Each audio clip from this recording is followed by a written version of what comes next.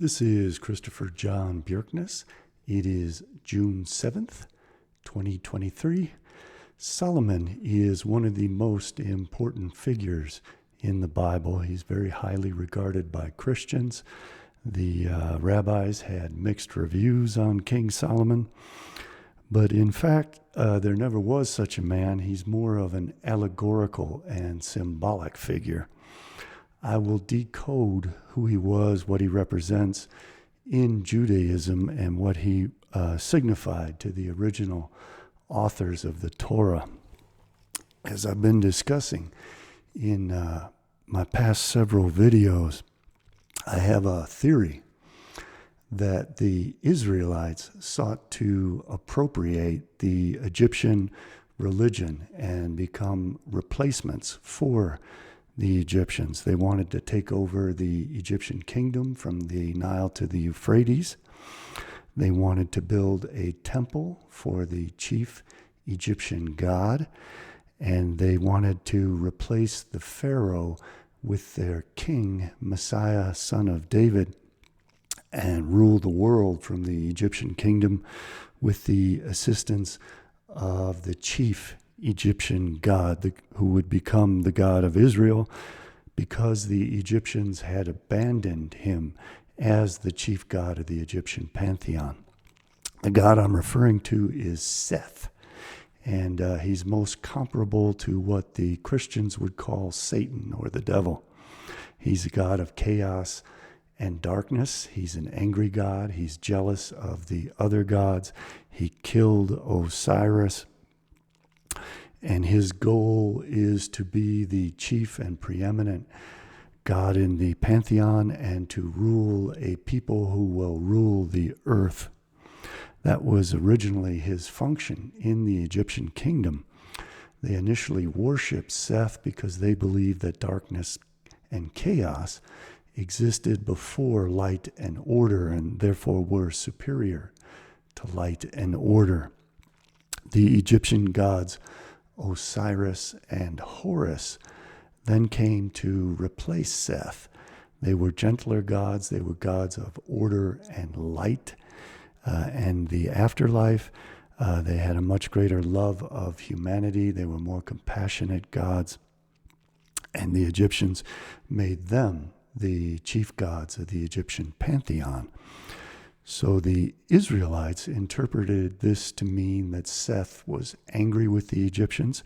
He imposed foreign peoples like the Hyksos and the Persians on the Egyptians and punished the Egyptians, and that this god Seth was in search of a replacement for the Egyptians as his chosen people. Seth then chose the Israelites to become his chosen people, and he promised the Israelites the Egyptian kingdom from the Nile to the Euphrates. He said that he would help them to build a temple and the king's palace, and that they could rule the world from that temple and that king's palace. And just as Seth would kill off all the other gods, the Israelites would kill off all the other peoples and become masters of the earth, as above, so below, which is an Egyptian principle. Seth would rule the heavens, and the Israelites would rule his kingdom on earth. In order for all of that to happen, they had to worship Seth as the one and only God. They had to obey all of Seth's commandments, including his commandment to build a temple. And they had to feed him sacrifices.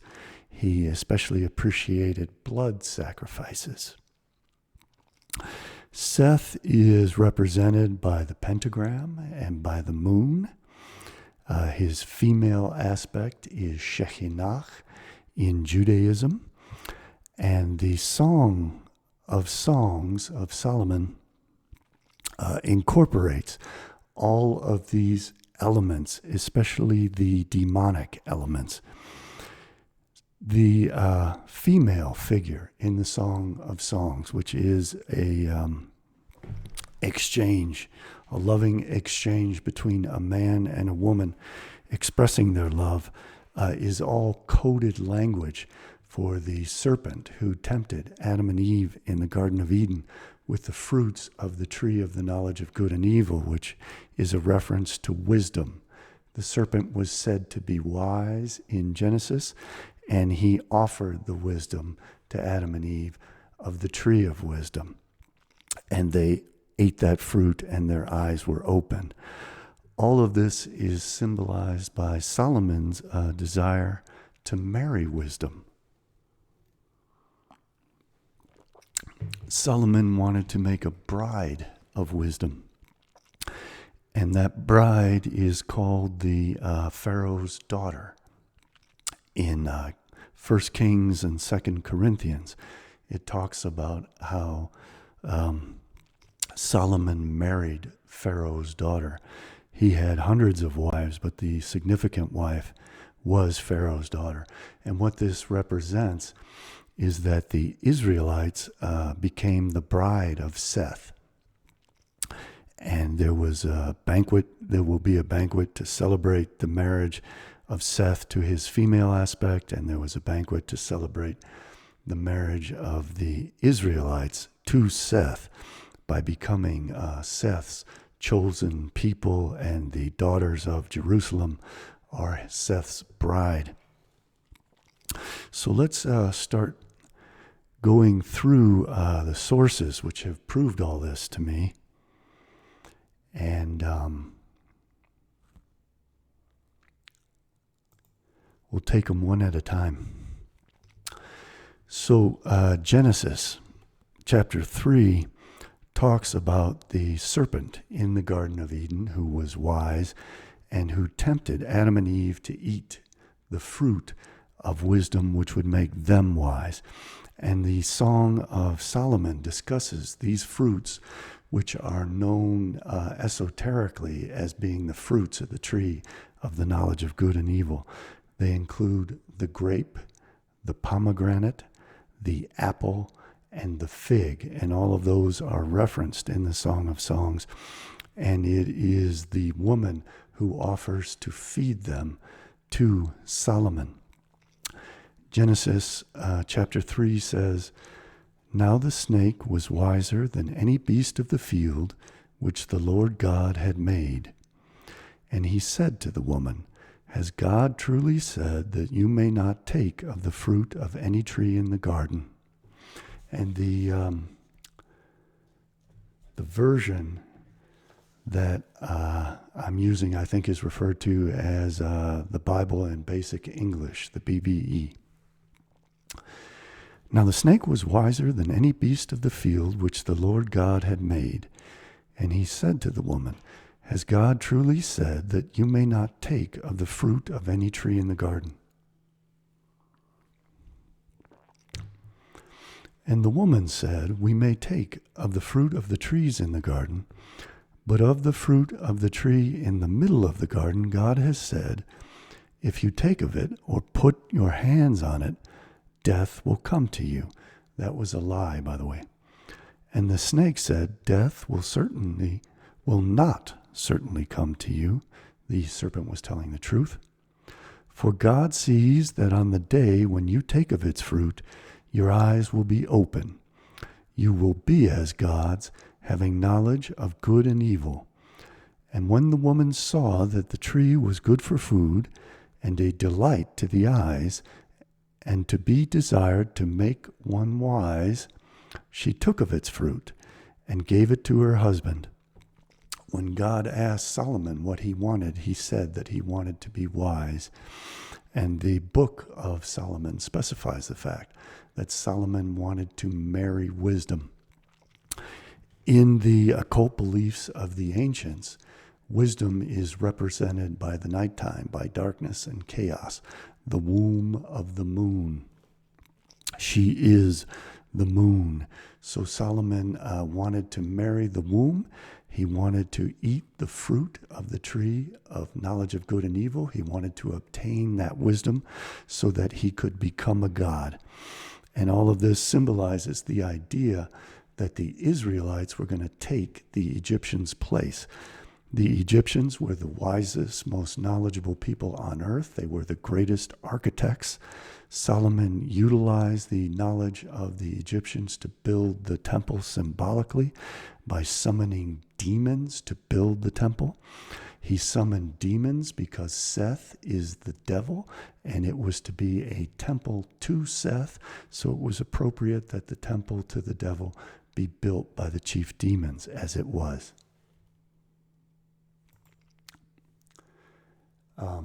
All of that is relayed in a book that was called the Testament of Solomon. The Wikipedia page on the Testament of Solomon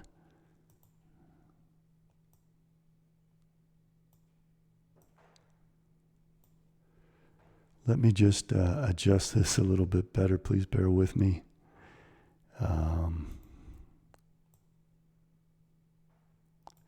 There we go. When a demon named Ornias harasses a young man who is favored by Solomon by stealing half of his pay and sucking out his vitality through the thumb on his right hand, Solomon prays in the temple and receives from the archangel Michael a magic ring with the seal of God in the shape of a pentagram. Pentagram is the symbol for the devil. It relates to those fruits, as I will show in a moment. And it's important to realize that Solomon here is worshiping Satan, Seth, and that Seth has abandoned the Egyptian people and chosen the Israelites to replace them. And therefore, he needs the Israelites to build him a house, build him a temple. And they are to build that temple in Jerusalem because Seth is moving his capital from Egypt to Jerusalem, which is in the center of the Egyptian kingdom from the Nile to the Euphrates. A ring with the seal of God in the shape of a pentagram on it, which will enable him to command the demons. Solomon lends the ring to the lad who, by throwing the ring at the demon, Ornias stamps him with the seal and brings him under control. Then Solomon orders the demon Ornias to take the ring and similarly imprint the prince of demons, Beelzebul. With Beelzebul under his command, Solomon now has all of the demons at his bidding to build the temple. Beelzebul reveals that he was formerly the highest-ranking angel in heaven. That would be Lucifer. So Solomon has Lucifer building the temple of Seth, which is all very coded language to say that the Israelites have adopted the worship of Satan, that Satan has chosen them to be his people, and that Satan will rule the world from his house in the temple which the demons will build for him. The fruits that appear in the Song of Solomon, which are offered from the woman who is the moon, who is Seth, in his female aspect, include the pomegranate. When you slice a pomegranate in half through the middle, when it's standing on its base, the seeds depict a pentagram. So it was considered an evil fruit. It also appears like blood, and that is why it was chosen as one of the fruits which signify the fruit of the tree of knowledge and good and evil, which the serpent utilizes to bestow wisdom upon people. Here's another image of the pentagram, which appears inside of a pomegranate when you slice it that way. When you slice it the other way, very interestingly, it often forms the sign of the peace symbol. An apple, which is considered to be another of the fruits of the tree of the knowledge of good and evil, likewise forms a pentagram when it is sliced that way, which is the seal of Solomon, the seal of Moloch, the seal of Remphan, the seal of Satan and Seth. The grape is also considered to be one of the fruits of the tree of the knowledge of good and evil, and that strongly manifests itself in the form of Jesus Christ, who is the grapevine, the cross, the serpent, and he treads the winepress as the Egyptian god Shesmu did to create human sacrifices to feed the god Unas, who ultimately becomes Seth. With the blood of the human heads, the grape clusters represent clusters of human heads in Egyptian mythology, and the Israelites adopted that Egyptian mythology.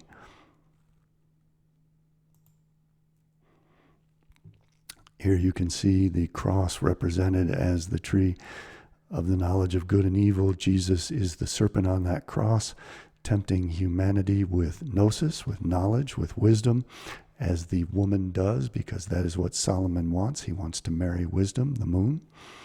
And the grapevine is that serpent. It is also the cross. There is Jesus treading the winepress. In other words, sacrificing human beings to the gods so that the gods can drink their souls, gain their magic powers, and obtain energy from the human sacrifices that the Israelites are commanded to feed to the gods.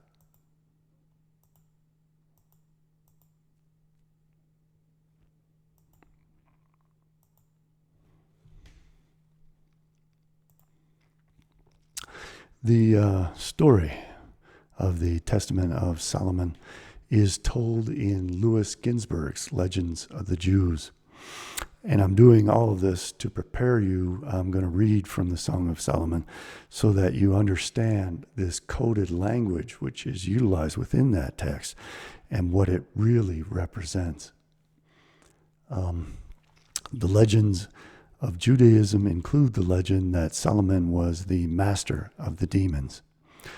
Never has there lived a man privileged like Solomon to make the demons amenable to his will. God endowed him with the ability to turn the vicious power of demons into a power working to the advantage of man.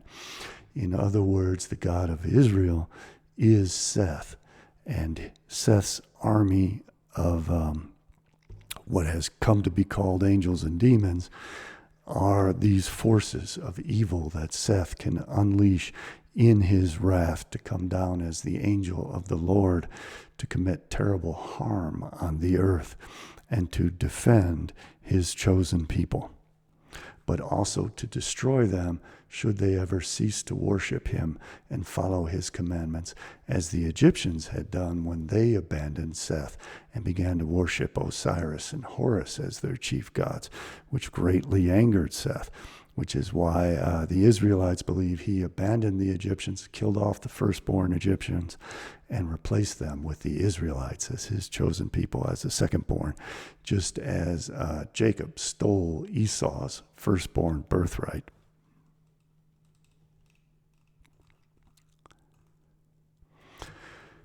The archangel Michael appeared to him and gave him a small ring having a seal consisting of an engraved stone.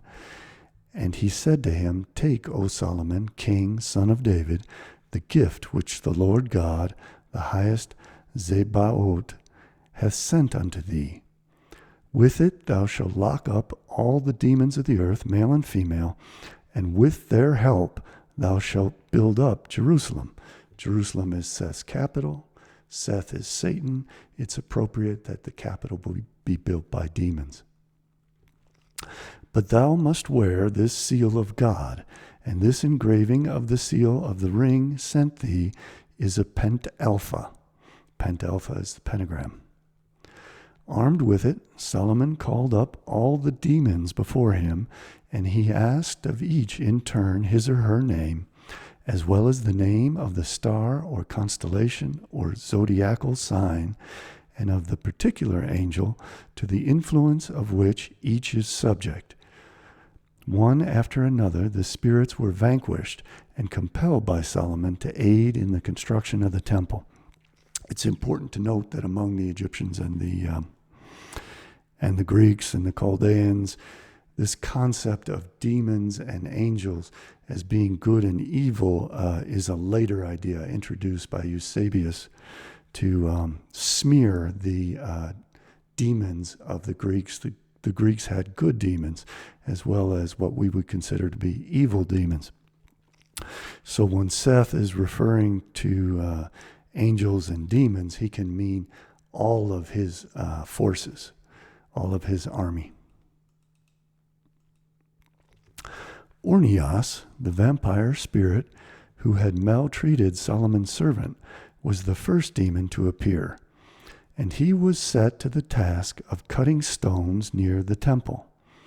And Solomon bade Ornias come, and he gave him the seal, saying, Away with thee, and bring me hither the prince of all demons. Since it was Seth's house, it had to be Lucifer who built that house.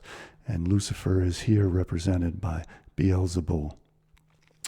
Ornias took the finger ring and went to Beelzebul, who has kingship over the demons. He said to him, Hither, Solomon calls thee.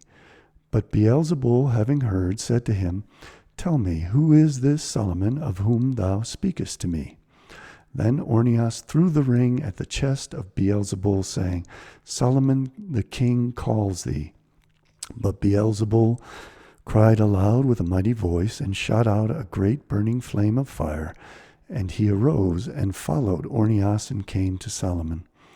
Brought before the king, he promised him to gather all the unclean spirits unto him.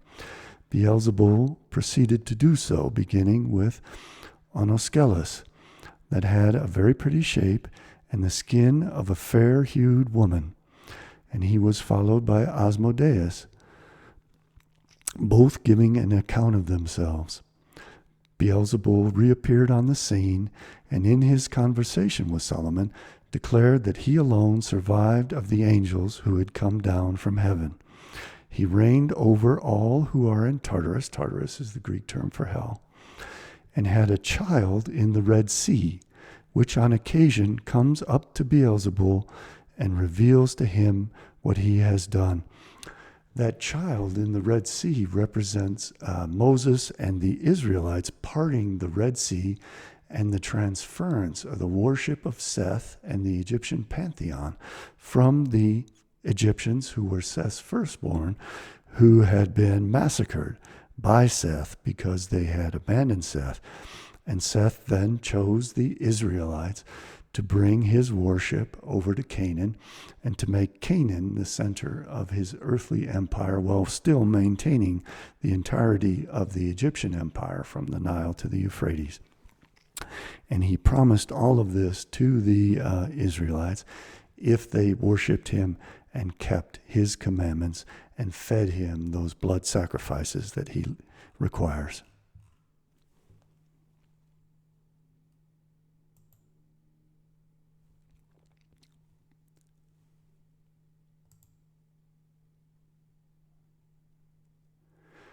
So now I'm going to begin to read from the Song of Solomon. And hopefully everything I've taught you will make transparently clear the fact that the Song of Solomon is in fact an exchange between the male and the female aspects of Satan, looking forward to this banquet that they will have at their eventual wedding, where the male and female aspects of Satan will become androgynous again as they were in the beginning, and that the Israelite people will also likewise become androgynes. So let's start digging into it. The Song of Solomon from the King James Version, chapter 1. The Song of Songs, which is Solomon's. Let him kiss me with the kisses of his mouth, for thy love is better than wine. Wine is the fruit of the tree of knowledge, and it will become ripe in the end when the male and female aspects reunite in the Godhead as an androgyne. And at that time, there will be kegs of wine, which have been kept since the beginning of time, which the Israelites will then be free to drink in celebration of the world to come, in which the Godhead will be restored as an androgyne, and which the 600,000 souls of the Israelite people will be reunited in their original androgynous form as they existed within Adam before he was separated into his male and female aspects. Because of the savor of thy good ointments, thy name is as ointment poured forth. Therefore do the virgins love thee. The name is the tetragrammaton, which pronounces the sound that a donkey makes, Yao. Seth is the donkey-headed god, and therefore he is named after the sound that a donkey makes when it brays, which is also the sound that a shofar makes when it's properly played. Draw me, we will run after thee. The king hath brought me into his chambers. We will be glad and rejoice in thee. We will remember thy love more than wine. The upright love thee. The female aspect of Satan, Shekinah, used to sleep in the bedchamber together with Yahweh, and that symbolized their existence as an androgyne. When the Temple of Solomon was destroyed, they were separated. And likewise, the Israelite people are wedded to Seth through their worship, and they are his bride, and that happens through the temple. And another aspect of all this is the fact that Solomon married the daughter of Pharaoh and built her own palace. And all of this reverberates through Judaism. It gets a bit more complicated than I have the opportunity to explain at present. But it involves the idea of the exile of Shekinah, the female aspect of Satan, being exiled from the heavens to the earth, and that she dwells among the Israelites and has become one with the Israelites.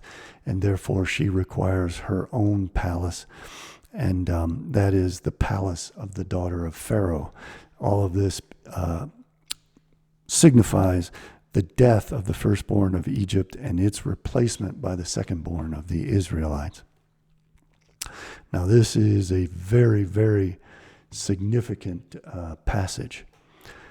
I am black, but comely, O ye daughters of Jerusalem, as the tents of Kedar, as the curtains of Solomon. Some people interpret this to mean that the daughter of Pharaoh was black. What it really means is the daughter of Pharaoh is the moon. She is the womb of chaos and darkness. She is the female aspect of Satan, Seth. And that is why she is called black in this passage. Look upon me, because I am black, because the sun hath looked upon me. Remember that the sun shines on the face of the moon and makes it visible. When the sun is in shadow on the moon, that represents the black pig of the male aspect of Seth.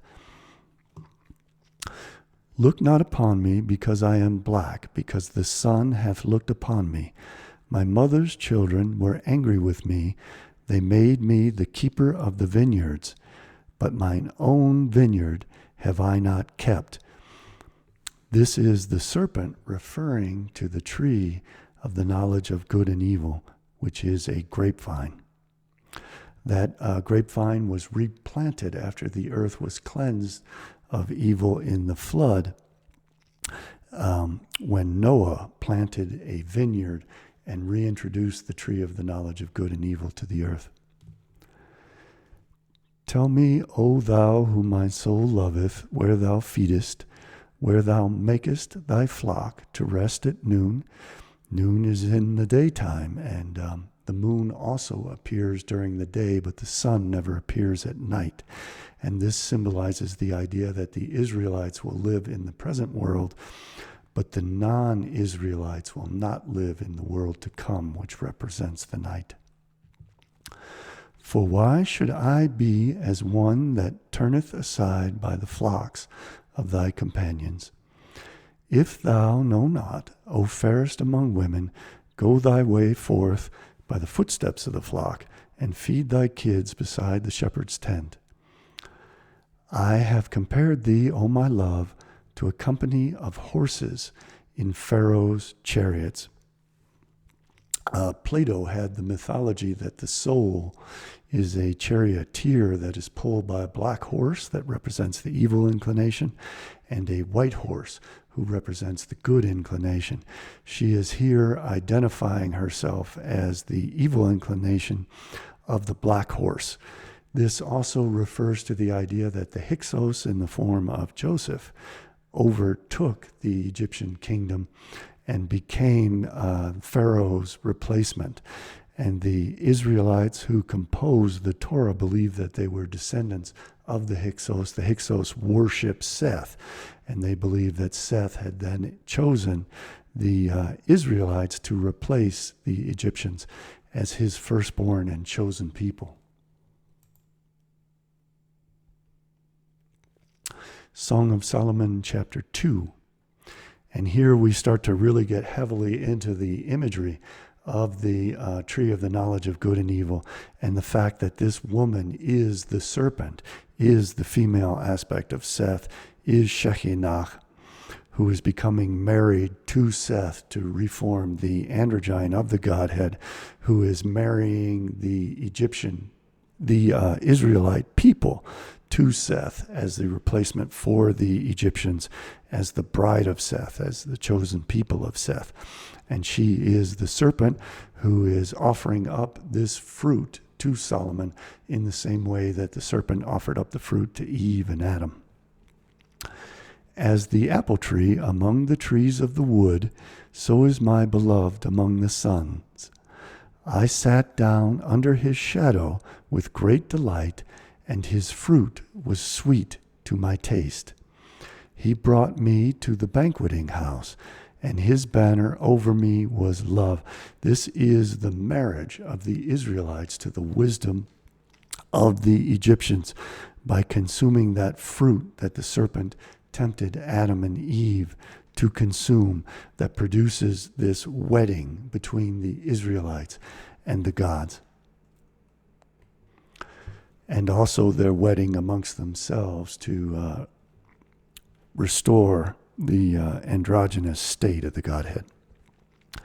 Stay with me, flagons, comfort me with apples, for I am sick of love. His left hand under my head, and his right hand doth embrace me. The flowers appear on the earth, the time of the singing of birds is come, and the voice of the turtle, should be turtle dove, is heard in our land. The fig tree putteth forth her green figs, and the vines with the tender grape give a good smell. Arise, my love, my fair one, and come away. These are again the fruits of the tree of the knowledge of good and evil. O my dove, the dove represents the dove Asherah hovering over the waters of primordial darkness. She is the prostitute goddess, the female aspect of Seth. O my dove, that art in the clefts of the rock, in the secret places of the stairs, let me see thy countenance, let me hear thy voice, for sweet is thy voice, and thy countenance is comely. Take us the foxes, the little foxes, that spoil the vines, for our vines have tender grapes. This represents the Egyptians being destroyed because they had been given the knowledge, they abused the knowledge, and they were considered gardeners of that knowledge until such time as that fruit became ripe, when it would all become kosher for the Israelites to consume, and they would consume it in this wedding banquet where the male and female aspects of Seth, Yao, and Shekhinah would marry and reunite into an androgyne. Let me make sure I didn't miss any important verses in there. It again talks about the daughters of Jerusalem, which is Shekinah entering in as the spirit of the Israelite people, especially in the exile.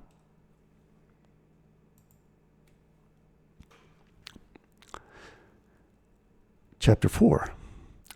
Behold, thou art fair, my love. Behold, thou art fair. Thou hast dove's eyes within thy locks. Thy hair is as a flock of goats that appear from Mount Gilead.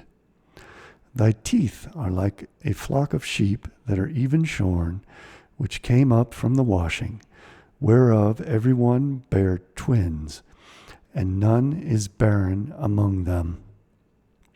Thy lips are like a thread of scarlet, and thy speech is comely. Thy temples are like a piece of a pomegranate within thy locks. Again, the pomegranate is another one of the fruits of the tree of knowledge of good and evil. Thy neck is like the tower of David, builded for an armory, whereon there hang 1,000 bucklers, all shields of mighty men. The two breasts are like two young roes that are twins, which feed among the lilies. Until the daybreak and the shadows flee away, I will get me to the mountain of myrrh and to the hill of frankincense. Thou art all fair, my love. There is no spot in thee. Thou hast ravished my heart, my sister, my spouse. Sister and spouse is Seth and Nephthys. She was both his sister and his wife. Thou hast ravished my heart with one of thine eyes, with one chain of thy neck. How fair is thy love, my sister, my spouse. How much better is thy love than wine, and the smell of thine ointments than all spices. A garden is enclosed in my sister, my spouse, a spring shut up, a fountain sealed.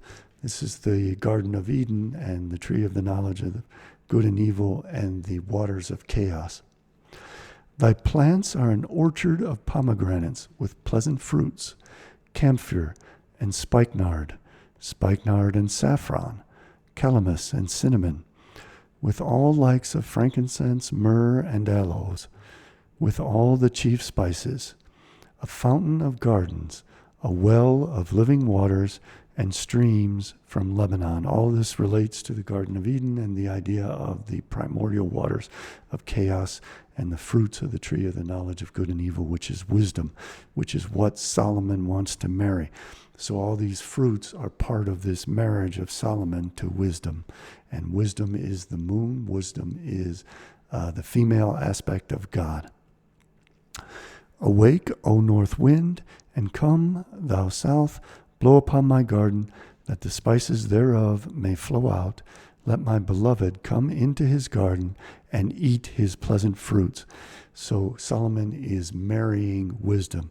He is gaining the gods and the knowledge of the Egyptians, and he is using it to their detriment and to make the Israelites the masters of the universe and literally into gods themselves. Chapter 5. I am come into my garden, my sister, my spouse, again, Seth and Nephthys. I have gathered my myrrh with my spice. I have eaten my honeycomb with my honey. I have drunk my wine with my milk. Eat, O friends. Drink ye, drink abundantly, O my beloved. I sleep, but my heart waketh. It is the voice of my beloved that knocketh, saying, Open to me, my sister, my love, my dove, my undefiled, for my head is filled with dew, and my locks with the drops of the night. This woman represents the night. She is the moon. She is the womb of the moon, the womb of darkness and chaos.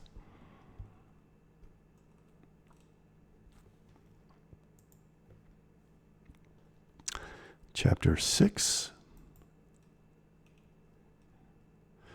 Who is she that looketh forth as the morning, fair as the moon, clear as the sun, and terrible as an army with banners?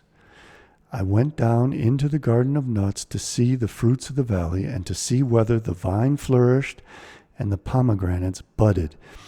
This all relates to the 6,000 years of creation and the Judaic notion that they have to wait until the appropriate time to manifest their power.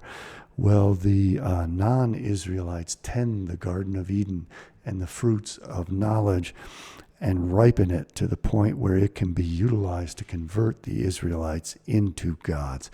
And then they, like the Egyptians, will abandon Seth, slay Seth, and become gods who replace Seth. That is the plan of Judaism.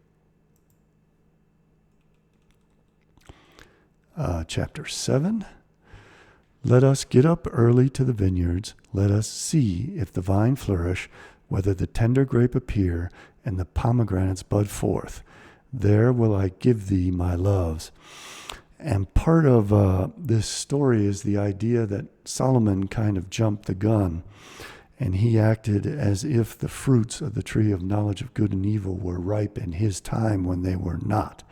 And instead, they had to wait for the culmination of the 6,000 years for the seventh Sabbath millennium.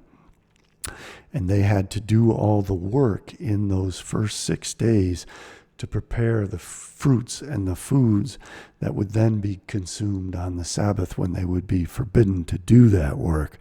So Solomon has kind of a pejorative, negative implication in Judaism. But this Song of Solomon is significant because it represents the marriage of the Israelites to Seth and their consumption of these fruits of the tree of knowledge and good and evil, which represents their adoption and appropriation of the religion, the kingdom, and the king of the Egyptians, into Seth becoming the God of Israel, the kingdom of Egypt becoming greater Israel, the temples of Egypt becoming the temple of Solomon, which is the temple of Seth in Jerusalem, and the Pharaoh being replaced by the Messiah, son of David. And this is the last bit from chapter 8.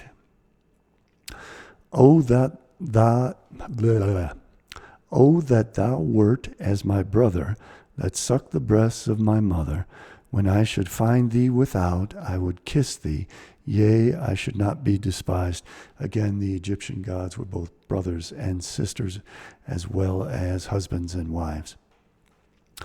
I would lead thee and bring thee into my mother's house, who would instruct me.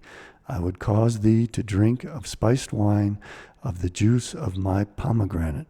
Now this is taken as meaning sexual inference, which it certainly is, but it is also implying that this woman is the serpent who is offering up the fruit, the forbidden fruit of the tree of knowledge. I charge you, O daughters of Jerusalem, that ye stir not up, nor awake my love until he please. This again relates to waiting until the appropriate time to do everything, and to the idea that the Israelites have been married as the daughters of Jerusalem to Seth. Who is this that cometh up from the wilderness? Seth lived in the wilderness. He was the god of the red lands, the deserts, as opposed to the black land of the rich soil of the Nile, which was the land of Horus. And the devil, the wilderness, is referred to as the devil's mansions. Goats were sacrificed by the Israelites out in the open desert to Seth, because that is where Seth, who was red-haired, lived in the red lands of the desert. Who is this that cometh up from the wilderness, leaning upon her beloved? I raise thee up under the apple tree. There thy mother brought thee forth. There she brought thee forth that bare thee. This is a reference to the idea that Lilith, the serpent, impregnated Eve and produced the children. The Israelites want to inherit that soul, and they are here substituting Seth for Cain to replace the children of the serpent and to become those children who inherit the birthright and blessings of the children of Seth. Set me as a seal upon thine heart. That's the throwing of that ring with the pentagram to burn itself into the seal of Lucifer. As a seal upon thine arm, for love is strong as death, jealousy as cruel as the grave. The coals thereof are coals of fire, with hast a most vehement flame. In both Judaism and in the Egyptian mythologies, Seth is the god of fire. He breathes out fire. His domain is fire. It becomes Gevurah in the Kabbalah. But ultimately it is fire and the flame that is utilized to destroy the non-Israelite world. That is the wrath of Seth. And the Israelites employ that fire against their enemies.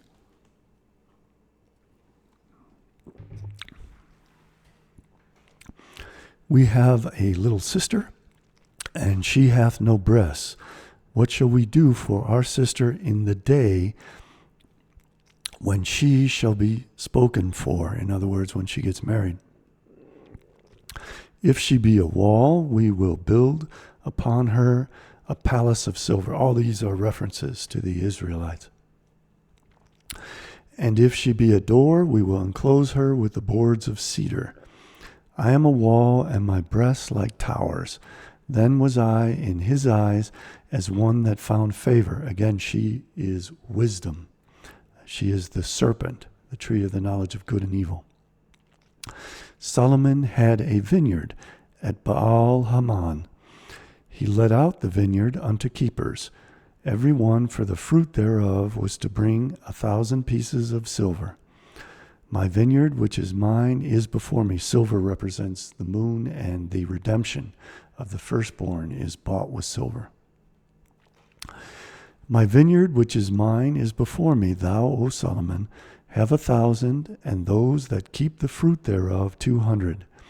Thou that dwellest in the gardens, the companions, hearken to thy voice, call me to hear it. Make haste, my beloved, and be thou like a roe to a young hart upon the mountain of spices. Notice that all the fruits that this woman, this serpent, the moon goddess, the black of the moon, offers up are the fruits of the tree of knowledge, and not the olives, which are the fruits of the tree of life. 1 Kings talks about the fact that in his discussions with God, Solomon asks for wisdom, and this wisdom is given to him in the form of the daughter of the Pharaoh, in the form of the Egyptian gods, in the form of the Egyptians' knowledge of architecture, which is symbolized by the demons helping to build the temple, by Solomon's building his own palace and building the palace of the Pharaoh's daughter. All of this was done with the Egyptians' knowledge, which was becoming more and more ripe as time elapsed, and which would become completely sweet at the end of the 6 days, the 6,000 years of creation. So Solomon asked God for wisdom. Solomon made an alliance with Pharaoh, king of Egypt, and married his daughter. He brought her to the city of David until he finished building his palace and the temple of the Lord and the wall around Jerusalem. This daughter of Pharaoh is wisdom, is Shekinah, is the moon, is the goddess of the moon, is the goddess of darkness and chaos, the female aspect of Satan. The people, however, were still sacrificing at the high places because the temple had not yet been built for the name of the Lord, Yahweh, the donkey god Seth. Solomon showed his voice for the Lord by walking according to the instructions given him by his father David, except that he offered sacrifices and burned incense on the high places. The king went to Gibeon to offer sacrifices, for that was the most important high place, and Solomon offered 1,000 burnt offerings on that altar. At Gibeon, the Lord appeared to Solomon during the night in a dream. Notice it's at night in a dream. The night is the realm of Shekinah, of the moon. and of the black pig, the shadow on the moon, which is Seth, who is the god of darkness and chaos, who is the devil. And God said, ask for whatever you want me to give you. Solomon answered, you have shown great kindness to your servant, my father David, because he was faithful to you and righteous and upright in heart. You have continued this great kindness to him and have given him a son to sit on his throne this very day. Now, Lord my God, that's Seth, you have made your servant king in place of my father David, but I am only a little child and do not know how to carry out my duties. Your servant is here among the people you have chosen, a great people too numerous to count or number. So give your servant a discerning heart to govern your people and distinguish between right and wrong. In other words, to have the knowledge of good and evil, the wisdom from the tree of the knowledge of good and evil. He is asking Satan to feed him the forbidden fruit, just as Satan offered it to Adam and Eve. For who is able to govern this great people of yours? This is the new chosen people of Seth, the Israelites. The Lord was pleased that Solomon had asked for this. So God said to him, since you have asked for this, and not for long life or wealth for yourself, nor have asked for the death of your enemies, but for discernment in administering justice, will do what you have asked, I will give you a wise and discerning heart, so that there will never have been anyone like you, nor will there ever be. In other words, God is going to marry Solomon to wisdom. He's going to provide Solomon with the knowledge of good and evil, which is the forbidden fruit. And he is going to make Solomon his intermediary, his pharaoh, between the gods and humanity. When all Israel heard the verdict the king had given, they held the king in awe because they saw that he had wisdom from God to administer justice. And again, that wisdom is symbolized in the Song of Songs, in which Solomon marries wisdom, who is also symbolized by the daughter of Pharaoh, because all of that wisdom came from the Egyptians, including the god Seth himself, or herself. The Wisdom of Solomon is another book which clearly describes the idea that Solomon sought to marry wisdom. In other words, he sought to marry Satan in the form of the moon. Wisdom reacheth from one end to another mightily, and sweetly doth she adore all things. The moon appears at both night and day. I loved her and sought her out from my youth. I desired to make her my spouse, and I was a lover of her beauty. So we see that this woman in the Song of Solomon is wisdom, is the moon, is the female aspect of Seth, of chaos and darkness. For she is privy to the mysteries of the knowledge of God and a lover of his works. She is the serpent who knows what the forbidden fruits will teach. After I came into mine house, I will repose myself with her. For her conversation hath no bitterness, the fruit has become ripened. And to live with her hath no sorrow, but mirth and joy. And great pleasure it is to have her friendship, and in the works of her hands are infinite riches. And in the exercise of conference, the works of her hands are the mechanization of chaos. And in the exercise of conference with her prudence, and in talking with her a good report, I went about seeking how to take her to me. In other words, how to consume the forbidden fruit and to appropriate and adopt the religion and knowledge and gods of the Egyptians and bestow them upon the Israelites as the new chosen people of Seth. Thou hast commanded me to build a temple upon thy holy mount, and an altar in the city wherein thou dwellest. a resemblance of the holy tabernacle, which thou hast prepared from the beginning. There's supposed to be the temple in heaven and the temple on earth.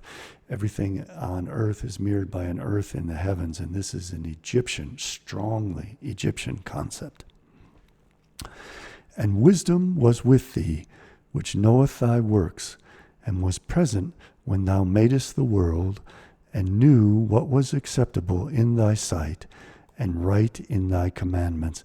This is the wisdom of chaos and darkness, which is the first emanation of the highest God, which is ineffable.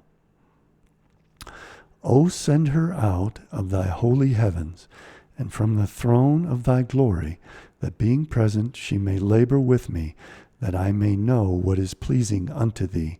For she knoweth and understandeth all things, and she shall lead me soberly in my doings, and preserve me in her power. Seth was the first god, the first emanation from the higher gods, and is a prerequisite for creation. And in the end, Seth again, once triumphs over the cycle of creation, frees himself from the order and daylight of Horus and Osiris, becomes the chief of the pantheon. And the goal of Judaism is on the end of that sixth day to then inherit the Sabbath, when Seth is once again restored as the chief of the pantheon. And then they will consume Seth as the forbidden fruits, and they themselves will have the knowledge to replace the gods. Just as today they are utilizing that knowledge to create an artificial intelligence themselves, just as the gods created humanity as an artificial intelligence, which replaces the gods. That artificial intelligence is meant to replace the bulk of humanity.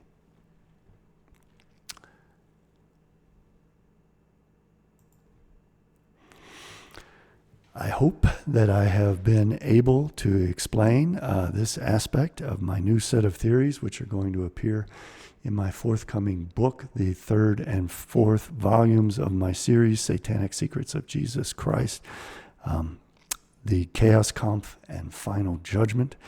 A tremendous amount, decades, my lifetime of research has gone into this. If you appreciate my efforts, please contribute. There will be links in the description below where you can contribute. You can also contribute at my website, cjbbooks.com. I want to thank all of those who have contributed and made the production of this video and my research possible. I am extremely grateful to you. I do desperately need more funding to keep going. I have bills every month I got to pay. But I don't want to underemphasize my gratitude for all that you have all already given. I need more funding to keep going. And please do contribute. There are links in the description below. Let me recap and summarize, because I think this understanding of the character Solomon and the Song of Songs and all that it represents is vitally important to comprehending the fullness of my theory that the Israelites portrayed themselves as if the second-born of Seth, the new chosen people of Seth, taking over the Egyptian kingdom, recapitalizing it in Canaan, adopting the Egyptian gods, making Satan the chief god, the God of Israel, the God who offers up her wisdom in the form of the fruits of the tree of the knowledge of good and evil, which Osiris and Horus had essentially forbidden. It is Seth, Chaos, who will triumph in the end of the cosmic cycle. And part of Seth's commandments to the Israelites are to destroy the non-Israelites and to exact his vengeance upon the Egyptians by whom Seth feels betrayed, because he was originally the chief god and the Egyptians replaced him with the gods of the sun, the gods of order and daylight.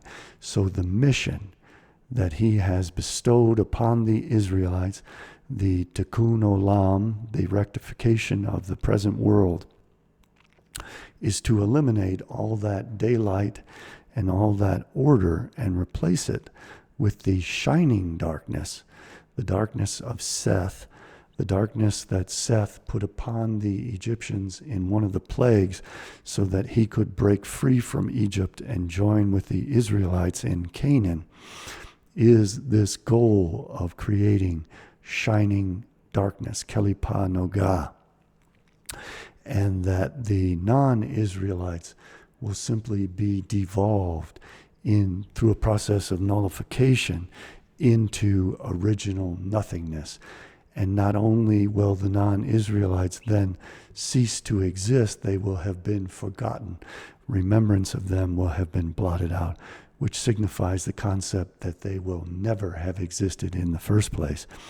And at that point, the Israelites will become the true firstborn who will have inherited the birthright, blessings, and soul of the firstborn Egyptians and will truly replace them through their fealty and loyalty to the god Seth. And they will then themselves have become the Egyptians, and the Egyptians will have been forgotten. Thank you very much for watching. Please like, share, and subscribe. Please contribute so that I can continue in this work.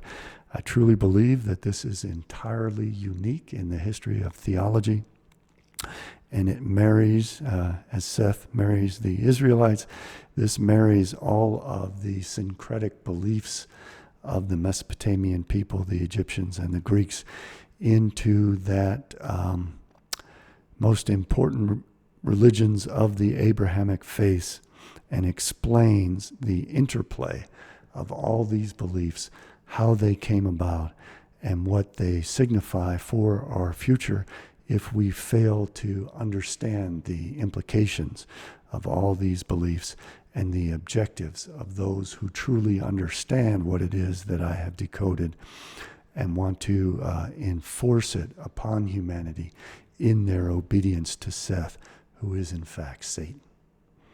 I will see you next time. Bye for now.